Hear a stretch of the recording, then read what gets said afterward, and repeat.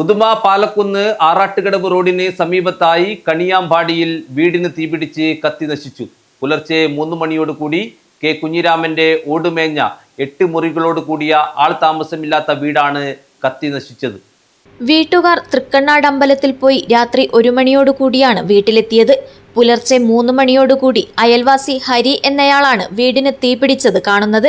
ഉടനെ കുഞ്ഞിരാമനെ ഫോണിൽ വിളിക്കുകയും എന്നാൽ ഫോൺ എടുക്കാത്തതിനാൽ നേരിട്ട് വീട്ടിലെത്തി വീട്ടുകാരെ വിളിച്ചുണർത്തി അറിയിക്കുകയുമായിരുന്നു.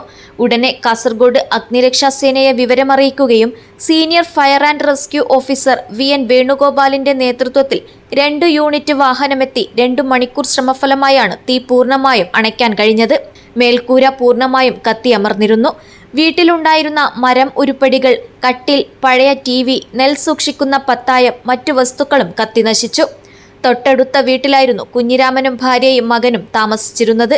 തീപിടുത്തത്തിൽ 2 ലക്ഷം രൂപയുടെ നഷ്ടമുള്ളതായി ഉടമ പറഞ്ഞു. ഷോർട്ട് സർക്യൂട്ടാണ് തീപിടുത്തത്തിന് കാരണം എന്ന് അനുമാനിക്കുന്നു. സേനാംഗങ്ങളായ P Rajesh, VK Shaiju, S Sadiq, PC Muhammad Sirajuddin, VS Gokul Krishna, J Ananthu, N Ramesh, ഹോംഗാർഡുമാരായ A Rajendran, PV Ranjith, PV Prasad എന്നിവർ സംഘത്തിലുണ്ടായിരുന്നു.